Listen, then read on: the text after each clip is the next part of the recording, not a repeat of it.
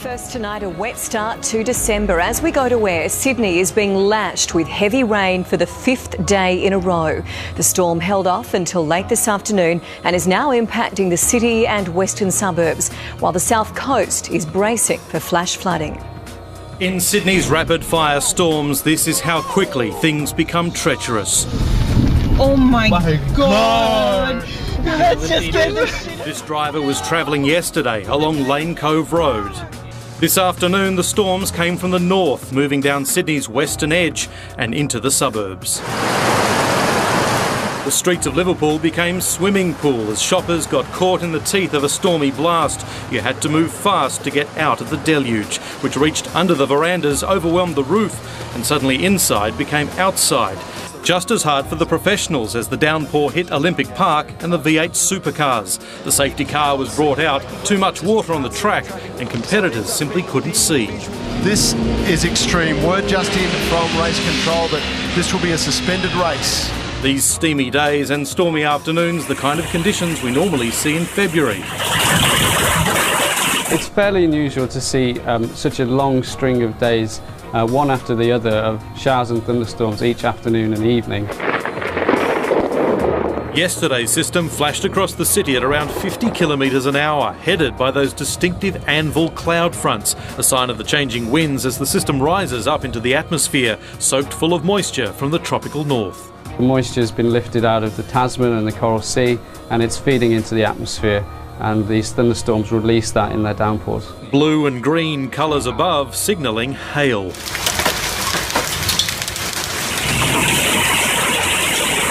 The city copped between 4,000 and 5,000 lightning strikes as it went through, but without the strong winds to do too much damage. Whoa! The rain coming in intense bursts, Horsley Park has now copped 90 millimetres over the past few days.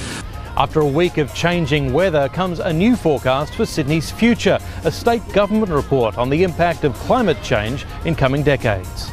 With predictions, climate change is set to see the city's average temperatures rise 0.7 degrees by 2030, up more than 2 degrees by 2070.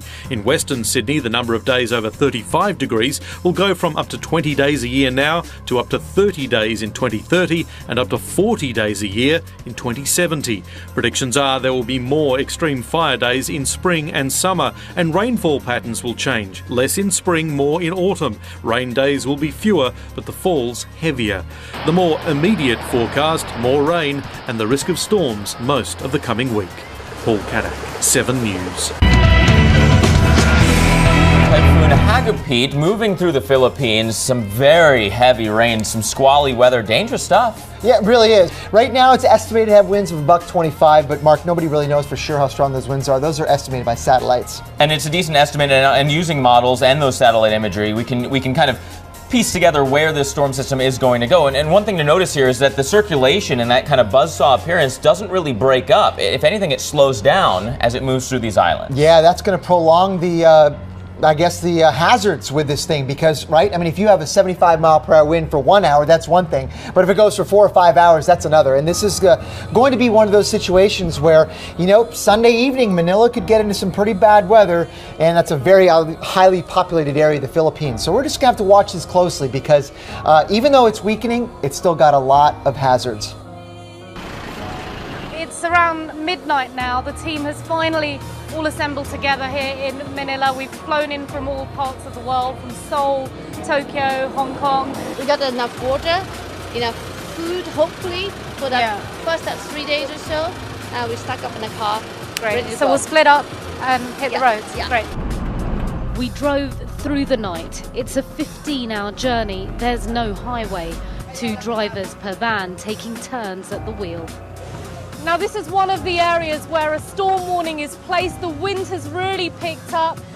The sea is looking incredibly powerful right now. And we've just seen all of these houses here. They're makeshift homes right by the beach. And I just keep wondering, what are they going to do? Where are they going to go? Because they haven't moved yet. Authorities tell CNN more than 500,000 people have so far been evacuated from potential storm-affected areas. Lessons learnt after more than 6,000 people died in Typhoon Haiyan last year. I think we can handle the situation, this man tells me. If or when it gets worse, we'll go to the evacuation centre. 25 years na kami. We've been here 25 years and seen many typhoons, she says. This one already feels stronger than Typhoon Haiyan, but we won't leave yet. They're leaving this till the last minute. They've seen it all before, they say. These children playing so close to the water, too young to comprehend the danger of what may come. These fishermen too, taking their chances for their catch. And yet, just a few kilometres further down on our journey, waves beginning to lash the land as Typhoon Hagupit approaches, its full power still unfolding. Typhoon Hagupit has made landfall in the eastern Philippines, the same region that was devastated by a massive typhoon 1 year ago. The country's weather agency says Hagupit hit the Philippines with maximum sustained winds of just under 110 miles per hour and gusts of up to 130 miles per hour. An estimated 650,000 people have fled to safety, and the country's military has gone on full alert to deal with the weather emergency. The high winds and heavy rains forced dozens of domestic flights to be canceled, and the Philippines' inter-island ferry services have been suspended. More than half the country's provinces are considered potentially at high risk from the storm. Ned Barker, The Associated Press. Residents in the Philippines this morning are bracing for a massive storm heading straight for the island nation. 500,000 people have already fled the area. While preparations are underway for a landfall later today with a storm this large, at this point there may be little that people can do to get out of its way. Dylan is tracking it all for us.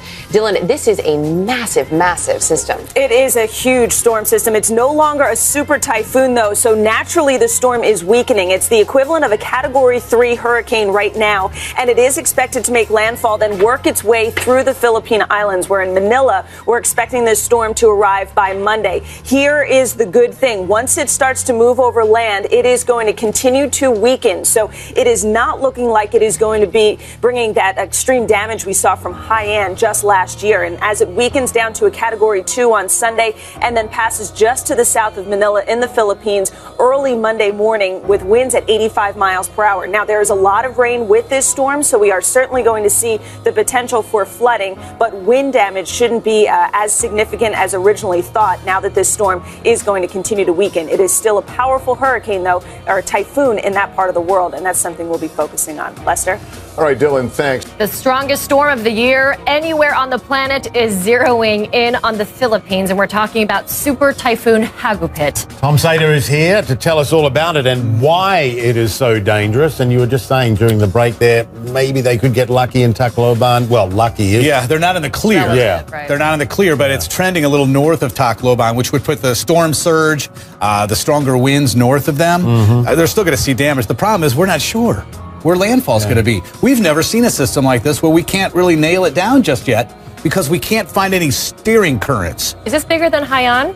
No, but it's pretty close, and it's the strongest since Haiyan. So everybody needs to know that. Evacuations have got to take place, and the problem is it's such a large area of the coastline, about 160 to 200 kilometers. That's a lot of evacuations. And you can't just jump on a car and get down the highway. Let's talk about it, because this is a beast of a storm and it's going to affect a lot of people. In fact, thousands and thousands are living in fear right now. Can you imagine the agony and the frustration? First of all, you're recouping just 13 months after 7,000 lives were lost, and you've been working all year long to try to get your life back together in your home, and you've got another storm system. Here's the path of Haiyan, down to the south in blue. This is now what we're thinking could be a closer path, which has really jumped quite a bit. This is 160 kilometers to the north. The Joint Typhoon Warning Center's now path has moved on land. Remember, the last couple of days, they've kept it offshore. Notice Manila, that's midday Tuesday. Possibly late next week, it's Vietnam. The system has lost its eye, which means it's undergoing a little rebuilding process. When they lose their eye, they lose a little bit of strength, but that eye's going to come back, and it's going to intensify again. Look at the wind gusts, 325 kilometers per hour. Haiyan made landfall with 380 kph winds. Think about it this way. It's such a large storm, it doesn't matter where the landfall is going to be because we're going to see a mess in a lot of places. Northern island of Samar is where we're looking at landfall. Again, Joint Typhoon Warning Center brings it on land, but there is a variety of models that are still in total disagreement. From you look at Beijing's or South Korea or Taiwan. In blue is Japan, closer to Tacloban. We have models ourselves here in the CNN World Weather Center that drive it down to the south, so you're not in the clear yet. In white is Pagasa. That is the National Weather Agency for the Philippines. They bring it in about 6 p.m. Saturday evening, and we pretty much agree with that. Joint Typhoon Warning Center Sunday morning around 1 in the morning. Already signal 1 in yellow, signal 2. This is kind of like beware or a watch. We're looking at a strength right now equivalent to a Category 5 hurricane. So again, these are going to become level signals 3 and 4 as the storm gets a little bit closer. Let me show you a history of December storms. Washi was a tropical storm. All right, in 2011, it killed 1,200 people. A tropical storm of flooding.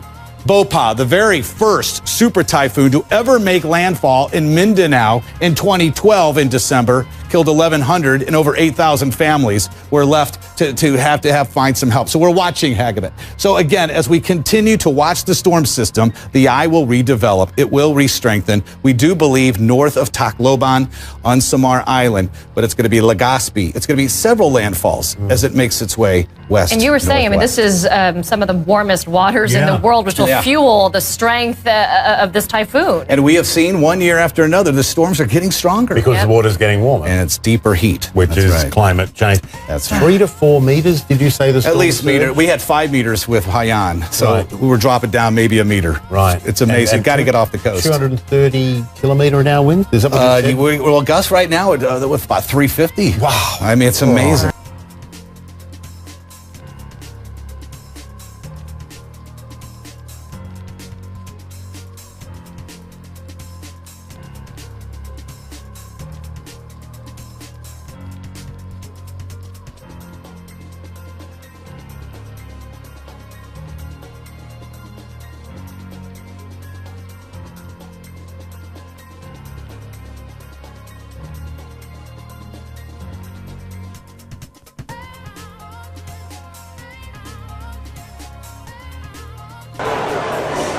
Greek protesters in Athens vent their frustration.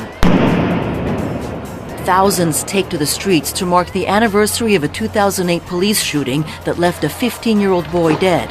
The shooting had led to the worst riots in Greece in decades. Some 8,000 police were deployed on Saturday, hoping to avert the street violence that has followed previous protest marches, but it wasn't meant to be. It had started peacefully enough. Protesters marched through the streets of Athens, saying the young generation is simply fed up with the system. This man says the state is trying to kill an entire generation. Protesters were also showing their support for a jailed young anarchist who's demanding access to university classes. But the unrest really reflects a wider climate of discontent. Economic austerity measures have already piqued public anger as families struggle with joblessness, poverty, and taxes.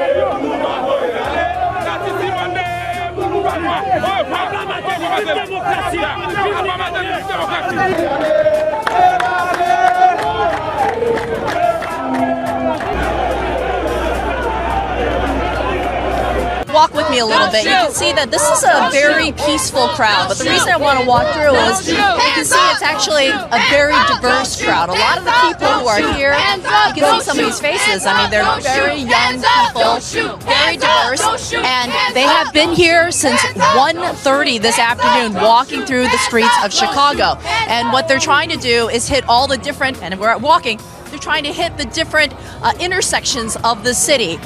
They are doing something a little bit differently than they did yesterday. Yesterday we noticed that they were trying to block the streets, block the roadways. Today they're walking through the streets, trying to basically take up most of the sidewalk. You can see how wide the sidewalk is, and I want you to take a look and listen to what they're saying.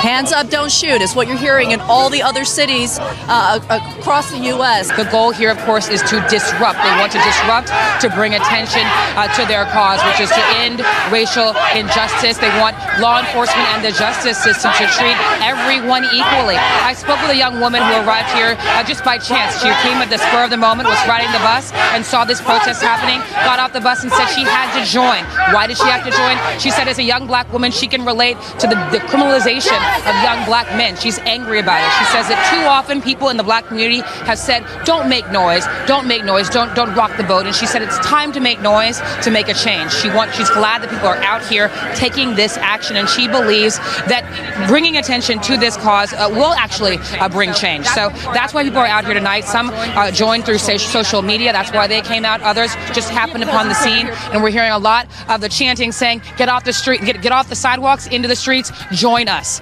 And so that's what we've been seeing here tonight. I know inside Macy's, right? Inside Macy's, if you can believe it. Take a look at what's happening. Same thing we saw at the Apple Store. Protesters walked right into the middle of Macy's, more than 100 of them, now staging one of those die-ins right in the middle of the store here. As you can imagine what's happening here.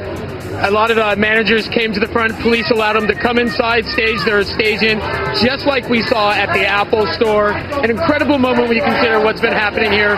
Huge shopping season here, so you can imagine.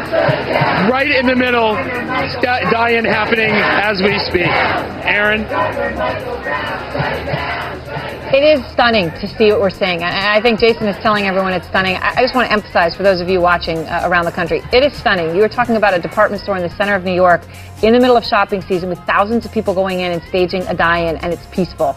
It's an incredible moment to behold. All right, we're going to be back in just a moment. We talked about the nonstop rains on the West Coast earlier this week.